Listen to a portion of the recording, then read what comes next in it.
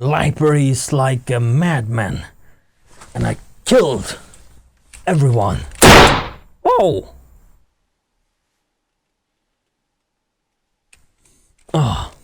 Wow!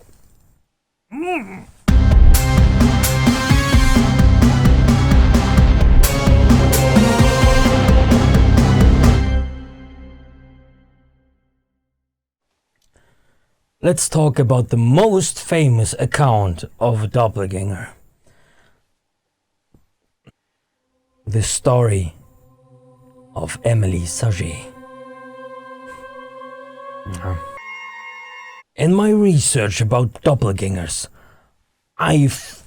this story seems to bear so many resemblances to dozens of other cases that there seems to be no reasonable ground to dismiss it as an invention.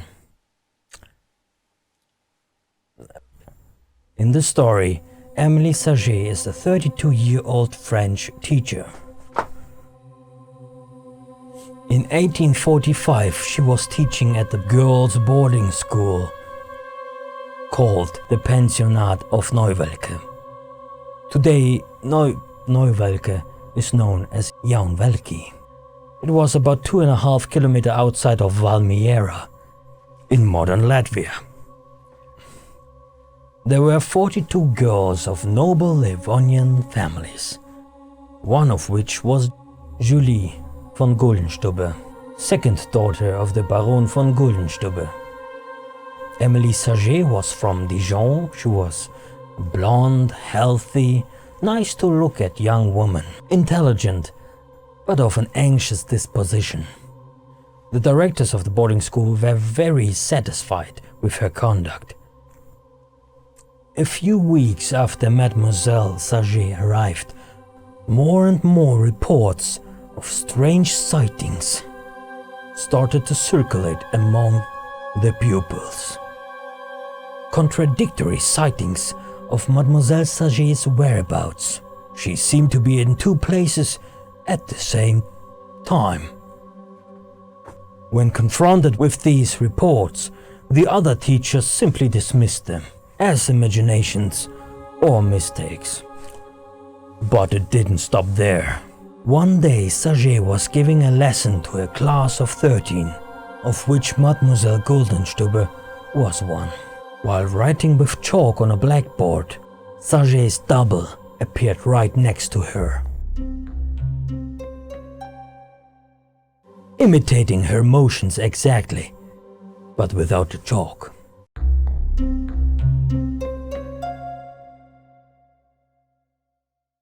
Julie tells of another occurrence that her fellow student, Mademoiselle Antonie de Vrangel, described to her.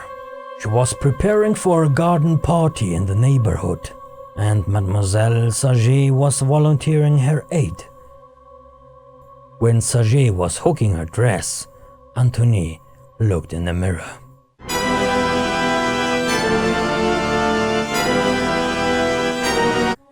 She saw two Mademoiselle Sagées. There's a mirror down there.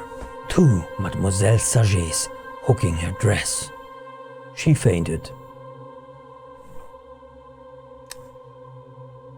Months later, the apparition appeared again. The double was standing behind Sagée's chair at dinner, imitating her motions as she ate.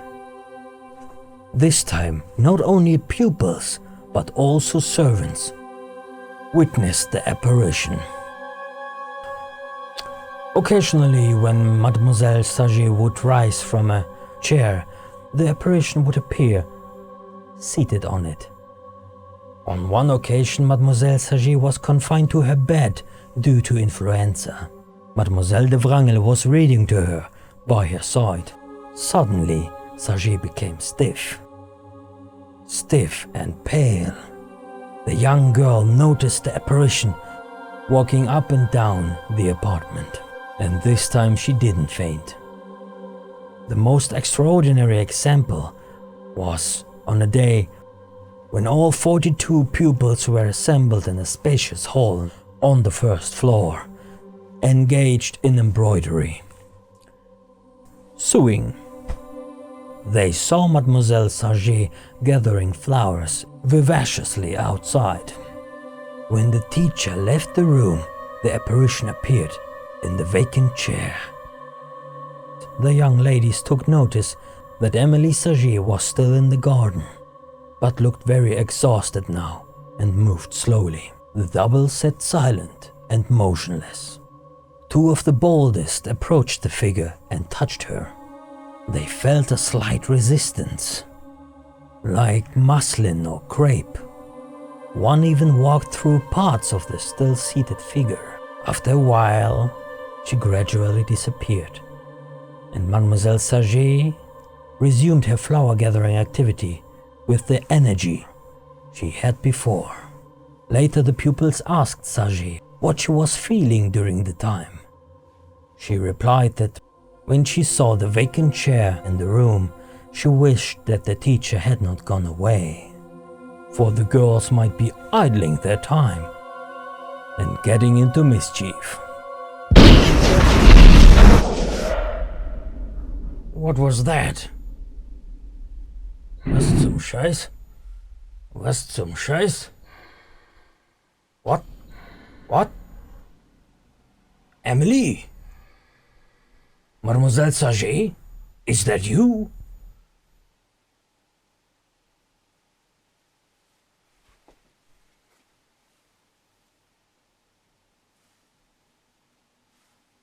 Oh, I forgot about that.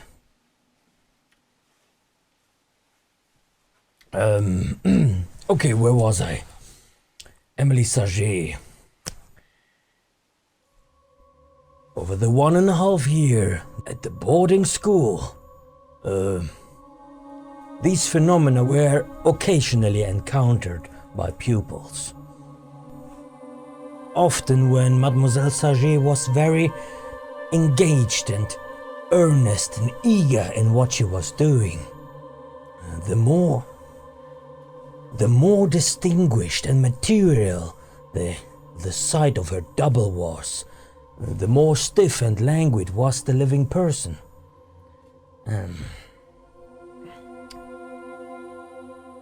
whenever the apparition faded, Mademoiselle Sagée regained her powers. She herself wasn't even aware of the double, until the time she heard the reports. And she only detected that the double was there by the looks of the others who were present. And over time, of course, the parents of those girls got wind of the whole story.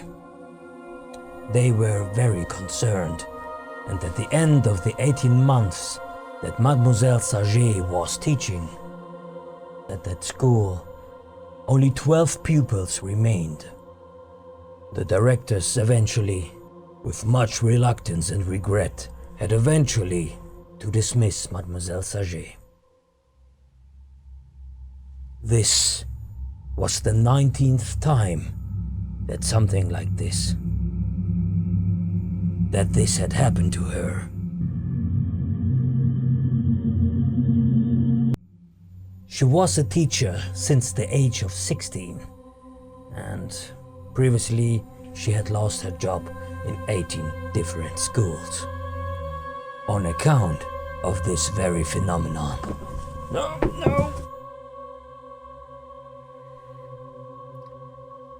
For a time after she lost her job, she lived with her sister-in-law, which was living in the neighborhood, and who had several young children.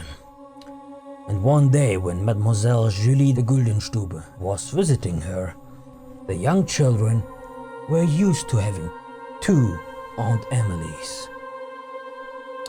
A little time after that, Mademoiselle Sagée moved to the interior of Russia. That's when Mademoiselle de Guldenstubbe lost sight of her. There are many questions which cannot be answered anymore. Did this phenomenon occur during Mademoiselle Sagée's infancy and youth? whether any of her family members or ancestors shared a similar fate. Nobody knows, except for Mademoiselle Emélie Sagée herself, but she was never heard from again.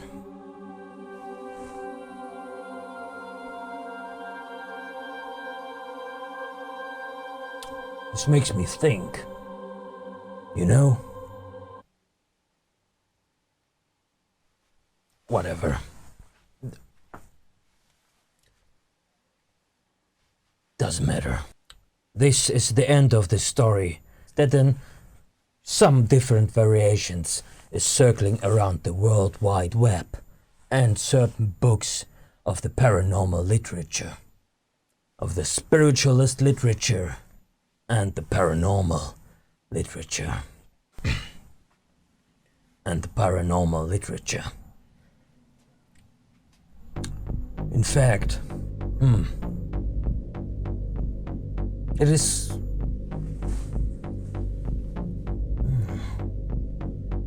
call me strange,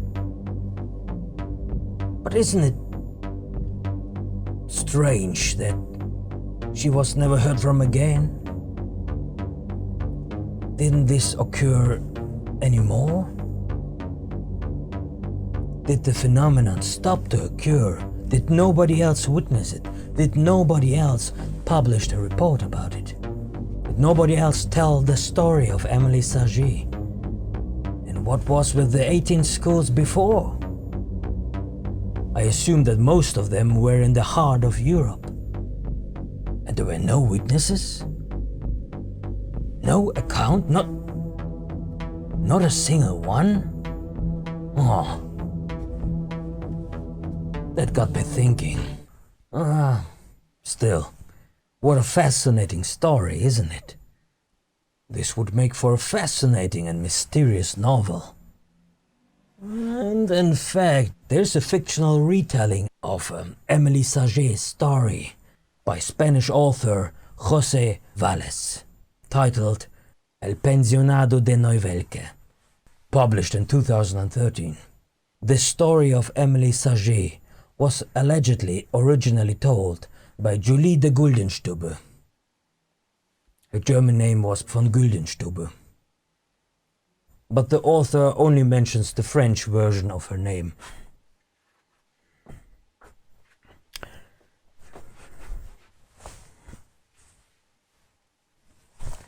But considering her family history, it should come to no surprise that she would tell a story like this.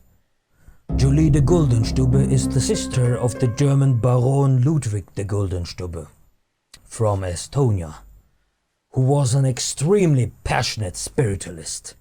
He loved ancient mysteries and the occult.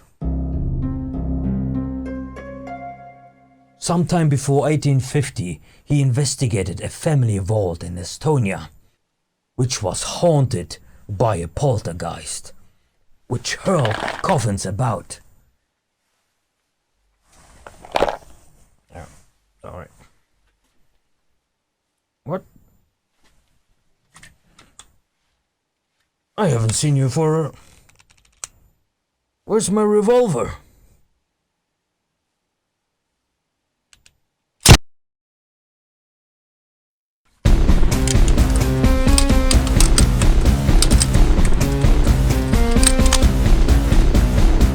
Anyway, he was an enthusiastic supporter of the spiritualism movement, which spread like wildfire in the mid-19th century. Spiritualism is the communication between the living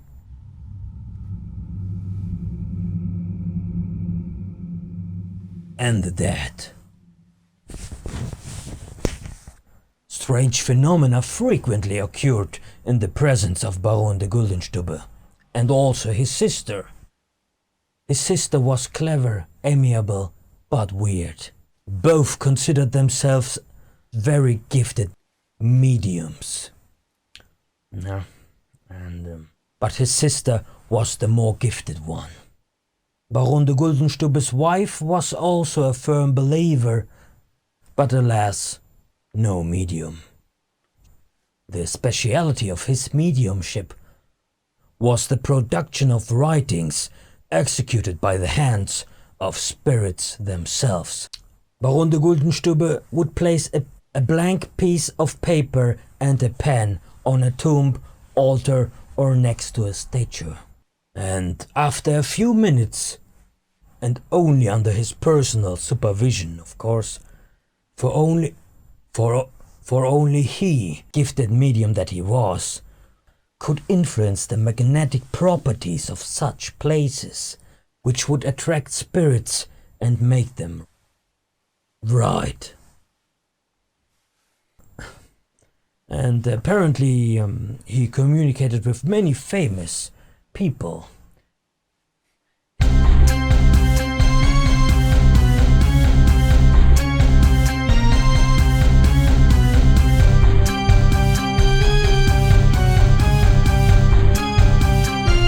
Many popular writings seem to have been produced this way, which are beyond any doubt. Many of which were published in the mid-19th century. The Baron claimed that within 12 years he received more than 2,000 writings in 10 different languages. His book was of course very popular with spiritualists, which makes it hard, if not impossible, to accuse Baron de Guldenstubbe and his lordly friends of cheating, of fraud. Fraud. Fraud. Fraud.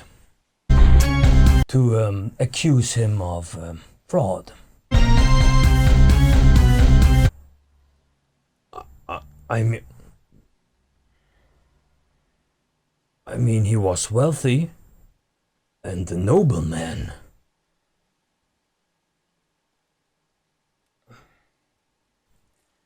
But for some reason he stopped with spirit writings, and in 1867 and in his last few years he spent most of his time with spirit rapping and table turning at seances. Baron Ludwig von Guldenstubbe perhaps found the many occurring phenomena during seances, like directly talking to ghosts, telekinesis, psychokinesis, levitation, telepathy, and like teleportation of people.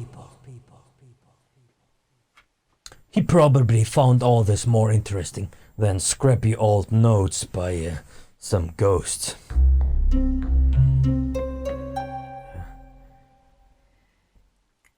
Of course, during this time and continuing to the early 20th century, many spiritualists have been exposed as frauds.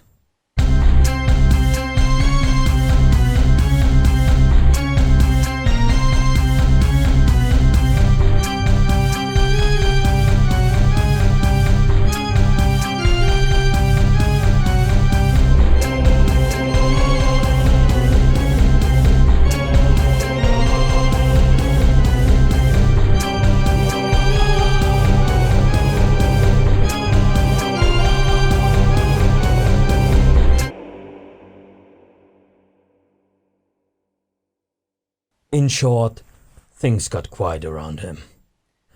Accidentally, of course, during this time and continuing to the early 20th century, a tremendous amount of so-called spiritualist mediums has been exposed as frauds.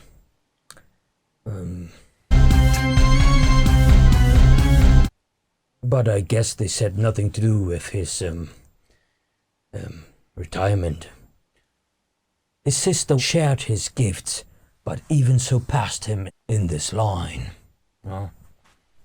But of course it looks nice for a famous spiritualist like the Baron von Guldenstubbe if his sister has a fascinating ghost story of her own to tell. Like the story of Emélie Sagée, that Julie de Guldenstubbe told to Robert Dale Owen in London several years after their occurrences at the Pensionnat for NEUWELKE. He selected this and other stories for their unquestionable authenticity.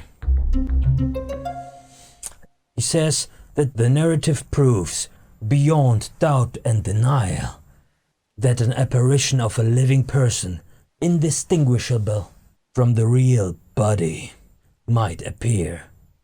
He furthermore says that this story is a wonderful production, the genuine character of which it is impossible to question. Call me strange, but I had lots of questions when I first read this story. Many of which can't be answered anymore. This story was first published in his book, Footfalls on the Boundary of Another World. But the story is featured only in the first edition. For some reason it's missing from all later editions. I wonder why. Robert Dale Owen, a Scottish-born American politician and spiritualist, like his father, the Welsh Robert Owen, who claimed to have mediumistic contact with the ghosts of Benjamin Franklin and Thomas Jefferson. This book by Robert Dale Owen is where the trail of Emélie Sagée's story ends, for some reason. As I said before, there are no other accounts or reports or witnesses from all those 19 schools. Even at the Pensionnat of NEUWELKE, there were supposed to be 42 young girls, and all the servants and the teachers and the parents of the girls, and nobody reported a thing. No record whatsoever of Emélie Sagée.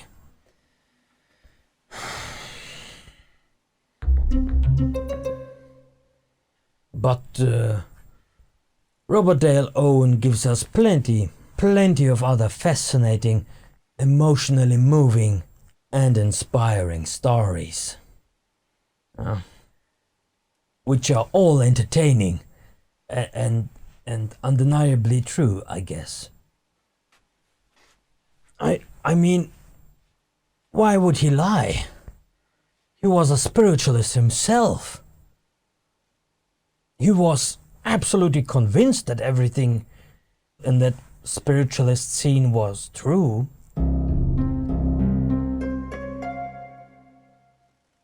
And even after his father's death, the ghost appeared to another famous British medium, Emma Hardinge Britten, in 1871, and he dictated to her the 7 principles of spiritualism.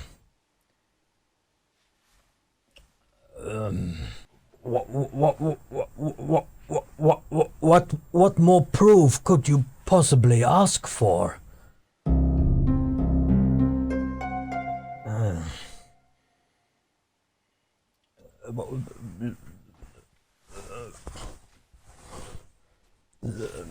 During the spiritualism craze in the mid and late 19th century, which was very widespread among the middle and upper classes of society.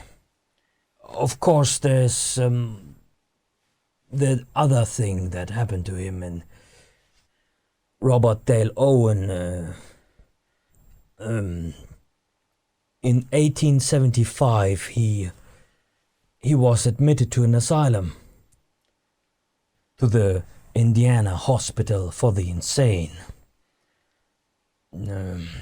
following a mental breakdown, apparently caused by overwork and the aftermath of the exposure of two famous mediums, Mr. and Mrs. Holmes, which he previously endorsed publicly.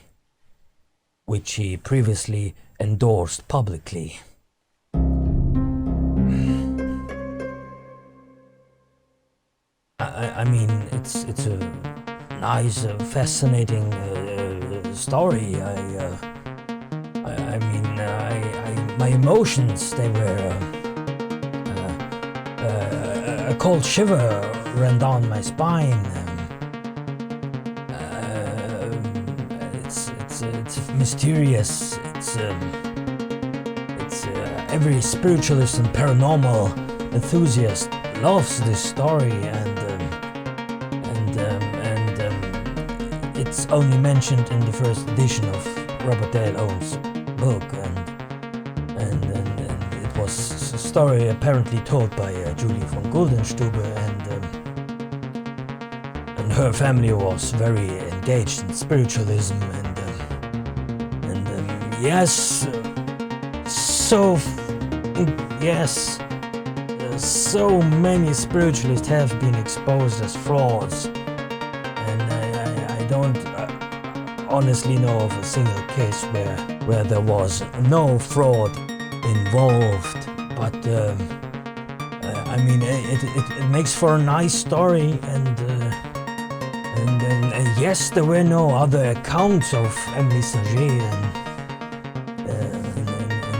in 16 years and 18 different schools, and there were apparently 42 other girls, and the servants and the teachers, and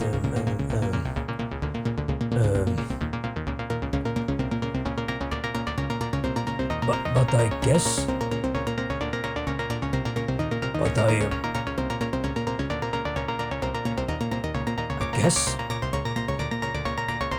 guess it's true.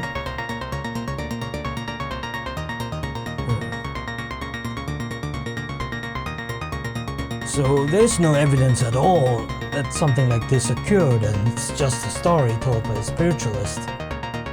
But hey, she's ranked #1 in almost every listicle about doppelgangers. And if something appeals to the people, if enough people like something or consider something to be true, then it becomes true, although it's not. You know, argumentum et populum. If many believe so, it is so. Although there's no proof whatsoever, and the whole story turns out to be a story in the book of a spiritualist that went insane in a time where spiritualists have been exposed as being fraudulent. But books like this sell. There's always a clientele that will buy books like this, and every new book, every new story is a confirmation in their belief. So no wonder books like this have amazing reviews posted by firm believers of the paranormal. Objective opinions.